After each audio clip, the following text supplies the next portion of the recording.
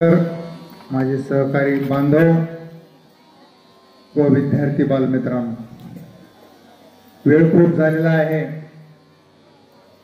आज आपण या दोन महान विभूतींची, एकाची जयंती आणि एकाची पुण्यतिथी या ठिकाणी अत्यंत चांगल्या पद्धतीने साजरी केलेली आहे। लोकशाहीर अण्णाभाऊ साठे यांची जयंती आहे।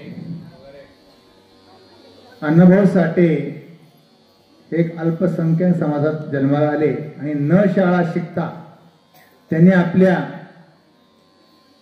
कार्याची ख्याती पूर्ण जगभर गाजवली। आपण सकाळी 10 वाजल्यापासून या ठिकाणी बसलात, पण प्रत्येक वेळेस आपल्याला सांगावं लागतं शांत बसा, म्हणजे आपण का येतो शाळेत हेच आपल्याला माहित नाही। याचा अर्थ, कारण कार्यक्रम हा कोणासाठी आहे? आमच्यासाठी आहे नाही। मग या कार्यक्रमातून आपण काय घेतलं पाहिजे? आपले विद्यार्थी फार छान बोलतात, बऱ्याच जणांनी छान माहिती सांगितली, कोणी अण्णाभाऊ साठे बद्दल सांगितली, कोणी लोकमान्य टिळकांबद्दल सांगितली, पण आपण किती ऐकली? आताही काही विद्यार्थी माझ्यासोबत नाही, आपले आपले विश्वात गुंग आहेत। म्हणजे कार्यक्रम ठेवण्याचा उद्देश, इतकी प्रचंड प्रतिसाद आहे या स्पर्धेला, आणि आपण मात्र आपले कारनामे चालूच असतात खाली बसून। असं करू नका। पुढच्या कार्यक्रमाला अण्णाभाऊ साठे यांच्याबद्दल बरीच माहिती सांगितली। आपण 8वीला एक मराठीमध्ये धडा शिकला का नाही? मग असे ख्यातनाम लोकशाहीर ते डफूच्या माध्यमातून समाज प्रबोधनाचं काम करायचे। पूर्वी आपल्यासारखं असं मीडिया वगैरे काही नव्हता। त्यांनी प्रत्येक ठिकाणी जाऊन प्रत्यक्षामध्ये समाज प्रबोधनाचं काम केलं आणि तळागाळातील आपल्या समाजाला वर आणण्यासाठी आणि समाजाला दिशा देण्यासाठी त्यांनी उत्तम रीतीने कार्य केलं। अशा महान विभूतीला मानाचा मुजरा। त्यानंतर दुसरे आहेत लोकमान्य टिळक, लाल बाल पाल, असे 3 क्रांतिकारक आपल्यात होऊन गेलेले आहेत। त्याच्यामध्ये बाल म्हणजे बाळ गंगाधर टिळक। महात्मा गांधी अहिंसक होते, एक चापट मारली तर दुसरा गाल पुढे करा म्हणायचे, पण इकडे असं नव्हतं। आवाजाला आवाज, दणक्याला दणका।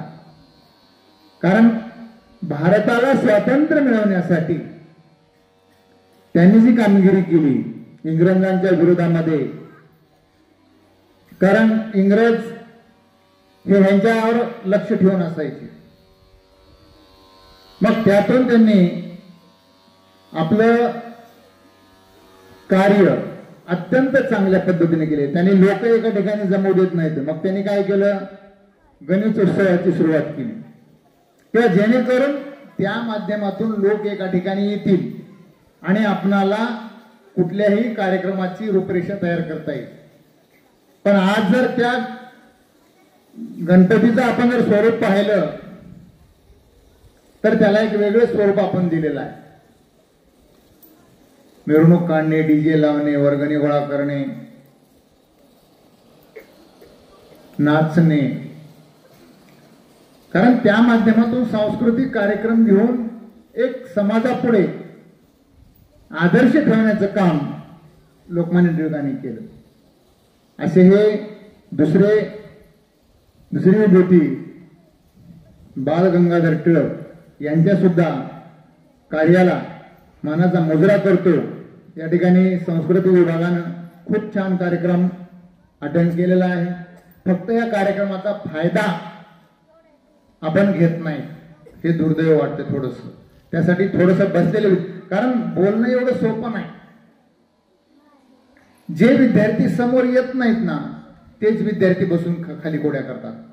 म्हणून असं करू नका। या ठिकाणी खूप वेळ झालेला आहे।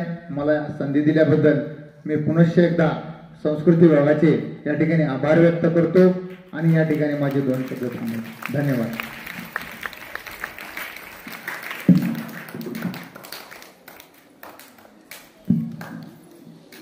आपल्या शाळेचे मुख्याध्यापक आदरणीय